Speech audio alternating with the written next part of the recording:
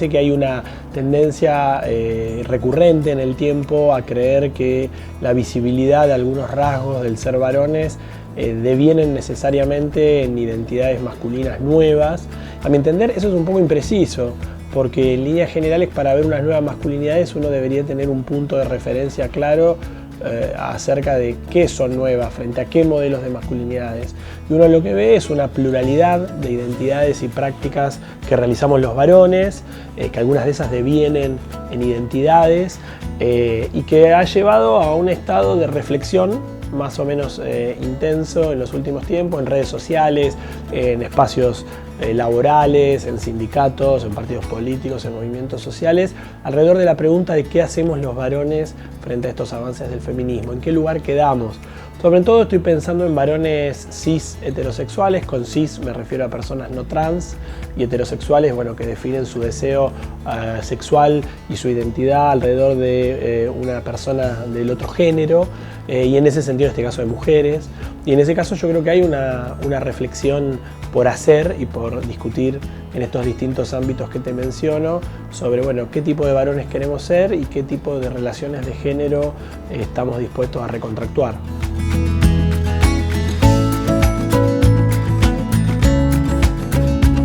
La escuela muchas veces sirve como generadora de contrahegemonía frente a otras instancias de socialización en valores, en este caso en valores de género, como pueden ser los medios de comunicación, las familias, otras instancias del espacio público, los movimientos sociales. Hay muchas veces un refuerzo de ciertos modelos de masculinidad heroica, resistente, de alguna manera valiente, temeraria, ¿no? Quizá la escuela sirva como para compensar esas construcciones, abrir espacios de discusión entre docentes, varones y mujeres. No creo que la educación sobre cuestiones de masculinidad competa solamente a los varones. Me parece que eso es algo también a discutir en instancias mixtas. Y también con estudiantes, por supuesto, que permita, si no deconstruirlo, al menos poner en suspenso ciertos mandatos, ¿no? Me parece sobre qué significa ser varón.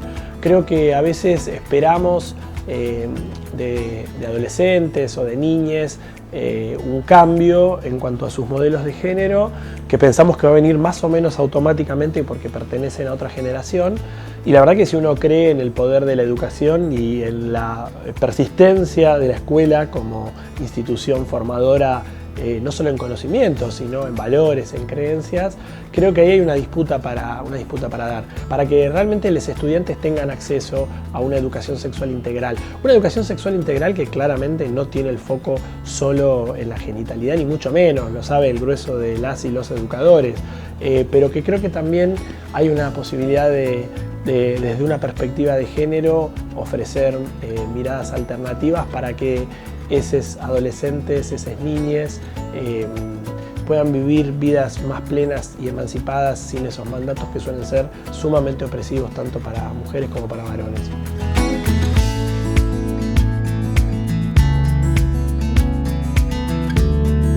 Siempre hay una idea muy de, bueno, discutamos entre docentes, que se da más, menos progresista, más, menos conservador, pero el sesgo de decisión adulta, y muchas veces eso se traduce en un sesgo adultocéntrico en los programas, no muchas veces contempla cuáles son los intereses e inquietudes reales de los adolescentes actuales. Yo me acuerdo hace muchos años cuando investigaba en las escuelas sobre sexualidad que los estudiantes me decían, entre 14 y 18 años, me decían que ellos en las clases que tenían de educación sexual no tenían mucho espacio para llevar sus inquietudes, ¿no? En todo caso, por ahí había un buzón de preguntas anónimo, por ahí había algún docente que preguntaba de qué quieren hablar, pero no estaba sistematizado eso en animarse de parte de los docentes a recepcionar las inquietudes para luego, al menos una parte de esas inquietudes, moldear en base a ellas los programas. Me parece que ahí hay algo desafiante. Por supuesto, siempre es mucho más trabajo porque obliga a salir de las zonas de confort en base a las cuales muchas veces armamos los programas. Pero sería también una buena estrategia de defensa ante aquellos padres, aquellas madres, aquellas directives que son resistentes a la implementación de la educación sexual integral, que por ley es obligatoria.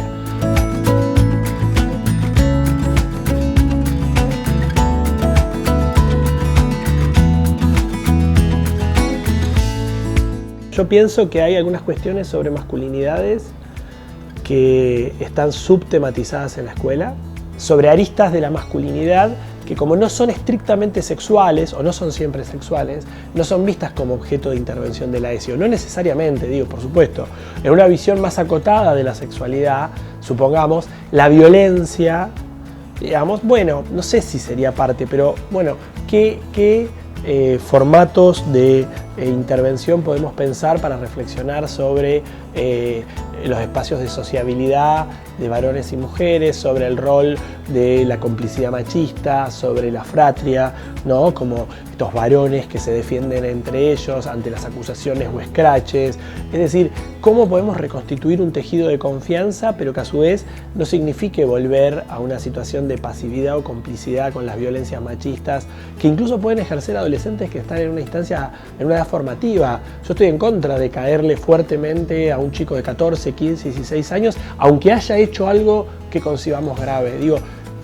Digamos, cuando a veces uno escucha cierta jerga aplicada, ¿no? Ese chico de 14 años abusó de una compañera. Bueno, habría que ver qué hizo, si puede ser tematizado como abuso, si colgarle la etiqueta de abusador significa resolver el problema. Por supuesto, esto no significa impunidad. Yo creo que tiene que haber protección a las personas que han sido víctimas, tiene que haber reparación, pero hay que ver qué intervención educativa generamos preventiva también, para que esos varones no hagan lo que hacen. Los varones tenemos una masculinidad que nos viene por default, inercial, que en general es sexista, es machista, subordina a las mujeres, cosifica.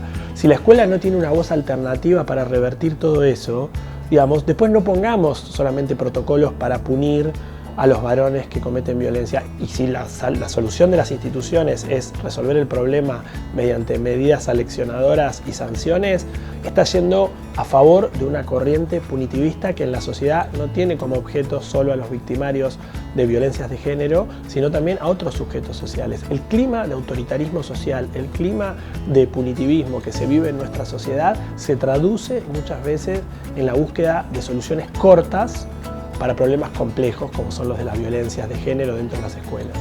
¿No? La etiqueta de ser un violento, la etiqueta de ser un abusador para un pibe de 14, 15 años es una etiqueta que no se la saca más. O sea, voy a ser muy contundente, le jodés la vida a ese pibe.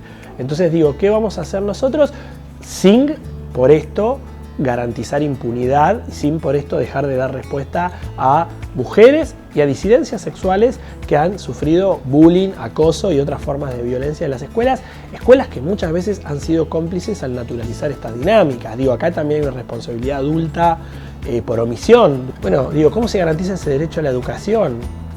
O sea, hay una sanción tan fuerte, social e institucional, que ese pibe es prácticamente irrecuperable, o es solo recuperable cambiándolo de institución.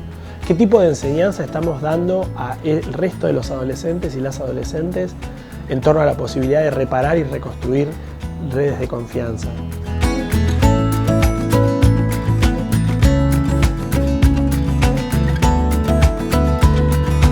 Los 4 años del gobierno nacional de Cambiemos han sido una catástrofe en términos de financiamiento de muchas de las iniciativas que garantizaban derechos sexuales y reproductivos. Digo, hoy por hoy, por primera vez en la Argentina, está habiendo problemas serios en la distribución de algunos medicamentos antirretrovirales para las personas con VIH. Los anticonceptivos no siempre llegan en tiempo y forma o llegan en mucha menor cantidad, desde preservativos hasta píldoras y DIUs a las salas de salud que debería proveer el programa nacional. Digo, la ESI ha desmantelado equipos técnicos que habían producido materiales maravillosos para utilizar en las escuelas. Digo, el desmantelamiento de la ESI es un elemento más que favorece la vulneración de derechos no solo de docentes, de estudiantes, sino yo diría de todas las personas que padecen las consecuencias diferidas de una no educación sexual. Digo, los embarazos en la adolescencia, las infecciones de transmisión sexual, pero también los noviazgos violentos en la adolescencia. Son las y los docentes que militantemente se encargan de la ESI que tienen que responder problemas y situaciones que debería responder una política pública coordinada, centralizada y financiada.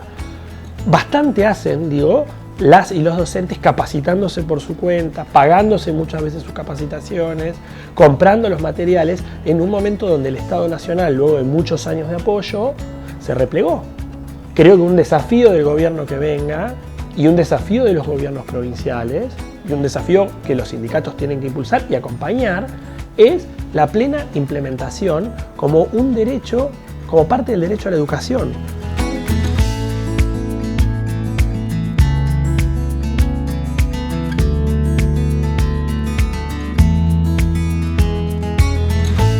Con el lenguaje común estaba pensando con una noción de lenguaje y también de discurso que excede a la cuestión terminológica. Digo, el lenguaje común también tiene que ver con una serie de definiciones sobre las cuales no debería haber vuelta atrás. Debería haber un piso de derechos que se pueda consensuar con todas las orientaciones políticas mayoritarias, ¿no? Por supuesto, siempre va a haber sectores religiosos, sociales, minoritarios, que tendrán una posición de mucho rechazo, pero yo creo que las instituciones no pueden bajarse de ciertos consensos. Tiene que haber un consenso acerca de las formas de erradicación de toda forma de violencia de género y machista. Y esto significa despojar de esas violencias machistas todas las instituciones que habitamos. Porque siempre es más fácil pedirle a la escuela y a los estudiantes, pero bueno, ¿qué pasa con los ministerios? ¿Qué pasa con los lugares de toma de decisión? ¿Qué pasa con los sindicatos? ¿Qué pasa con los partidos políticos? ¿Qué pasa con los movimientos sociales? ¿Estamos dispuestos los varones en algunos casos a dar un paso al costado? ¿Estamos dispuestos a escuchar a las compañeras no como un gesto de corrección política para estar a la altura de los tiempos, sino para desestructurar prácticas que involuntariamente incluso reproducen jerarquías y machismos? Violencias que están tan naturalizadas que no nos parecen violencias. Yo estoy convencido de que las y los varones, y digo quienes encarnan masculinidades disidentes, pero quienes también encarnamos muchas veces masculinidades hegemónicas, heterosexuales, cis, etc., tenemos que aceptar ese desafío porque es en pos de sociedades más emancipadas y más libres.